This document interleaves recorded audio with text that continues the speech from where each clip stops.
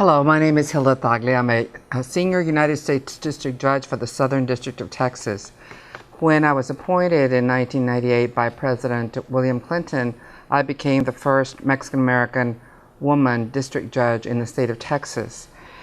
So it is with great pride and pleasure that I now today am here to read the presidential proclamation proclaiming Hispanic Heritage Month in this United States in 2016, honoring and recognizing the contributions of Hispanics to our great country.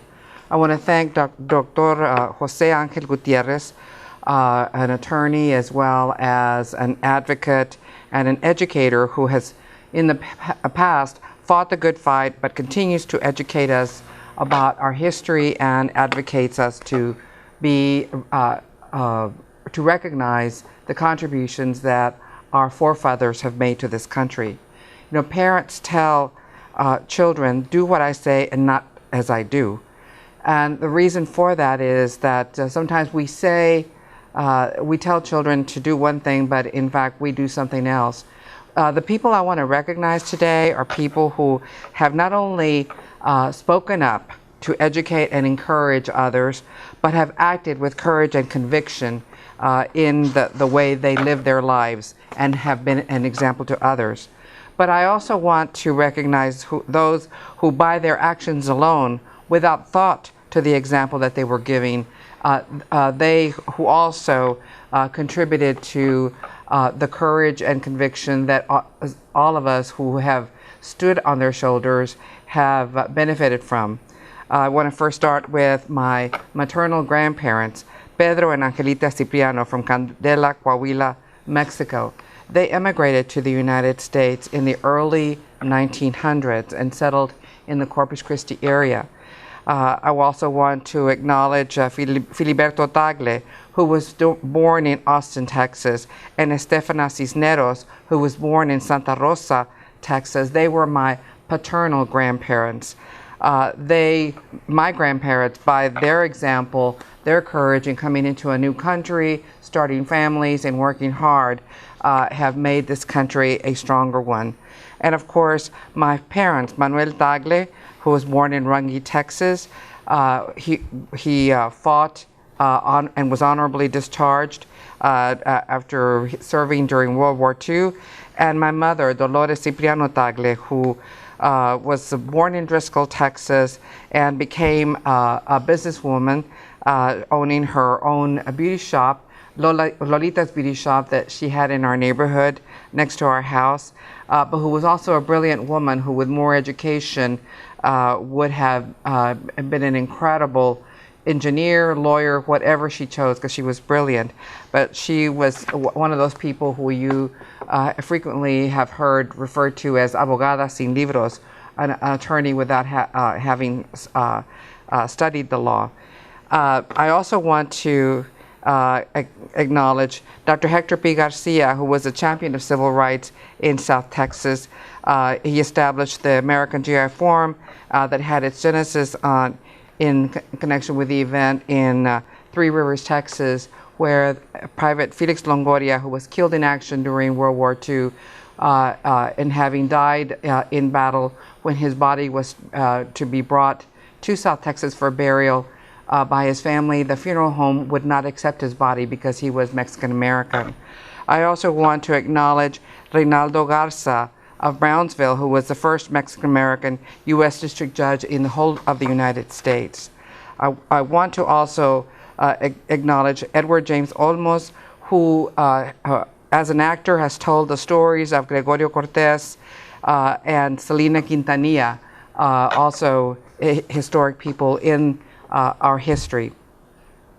And of course, I should mention Chief Judge James de Anda, who, along with former Chief Justice Carlos Cadena of San Antonio, were attorneys who appealed the case of Hernandez versus Texas to the United States Supreme Court, the first time that Hispanic lawyers had ever addressed the Supreme Court in 1954. And which was a case that was decided by the Supreme Court 2 weeks, either earlier or later at this point, I can't remember, but almost simultaneously with Brown versus Board of Education, and which had a lasting impact on the recognition of Mexican Americans as someone or peoples who are deserving of equal protection of the law. I want to recognize also from Brownsville Dr. Americo Paredes, who was from Brownsville, but he became a scholar and was a professor at the University of Texas, Austin. Professor Lupe Salinas, an attorney who teaches now at Texas Southern University Law School, Thurgood Marshall School of Law. He was a leader who inspired many lawyers here in the Houston area in South Texas.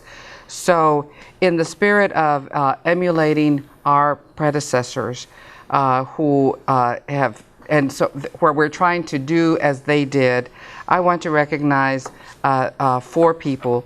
3 of them are sisters, the Bailly sisters, Cristina Bailly. The next 2 are Cecilia and Celia Bailly and Danny Ramirez. Cristina is the oldest of the girls, of the women, and Cecilia is a writer. He has her PhD from Rice University and is a frequent contributor to Texas Monthly, and is writing for now an article for the New York Times Magazine. And then Celia Bailly, who is an attorney who works in the General Counsel's office of a big firm, or a big energy firm here in the Houston area. And their husband, Danny Ramirez, or rather Celia's husband, Danny Ramirez, who is an attorney here. And these are all people from the women, the Bailly sisters are from Brownville. Danny is from El Paso. And by the work that they do, they certainly are an inspiration to other younger attorneys and other people who are of Hispanic origin, because by the work that they do and what they've accomplished, they serve as examples of what it is to make the highest and best use of the intelligence that they have been blessed with. All of us stand on the shoulders of our predecessors, and I look forward to having someone else want to emulate what I hope that they find as an example on the part of the Bailly sisters and Danny Ramirez, but hopefully as something that I've achieved myself. Thank you. And I will now read the Presidential Proclamation for National Hispanic Heritage Month 2016. Presidential Proclamation, National Hispanic Heritage Month 2016, by the President of the United States of America. A proclamation. Since our founding, our nation has drawn strength from the diversity of our people. With faith and passion, a sturdy work ethic, and profound devotion to family, Hispanics have helped carry forward our legacy as a vibrant beacon of opportunity for all. Whether their ancestors have been here for generations or they are among the newest members of our American family, they represent many countries and cultures, each adding their own distinct and dynamic perspective to our country's story. In celebration of National Hispanic Heritage Month, we honor the contributions Hispanics have made throughout our history, and we highlight an important part of the rich diversity that keeps our community strong. Hispanic Americans have had a lasting impact on our story and have helped drive hard-won progress for all our people. They are the writers, singers, and musicians that enrich our arts and humanities, the innovative entrepreneurs steering our economy. They are the scientists and engineers revolutionizing our ways of life and making sweeping new discoveries, the advocates leading the way for social and political change. They are the brave men and women in uniform who commit themselves to defending our most cherished ideals at home and abroad. And their lasting achievements and devotion to our nation exemplify the tenacity and perseverance embedded in our national character. This month, let us reflect on the countless ways in which Hispanics have contributed to our nation's success, and let us reaffirm our commitment to expanding opportunity and building an ever brighter future for all. Let us embrace the diversity that strengthens us and continue striving to ensure the American dream is within the reach for generations of Hispanics to come.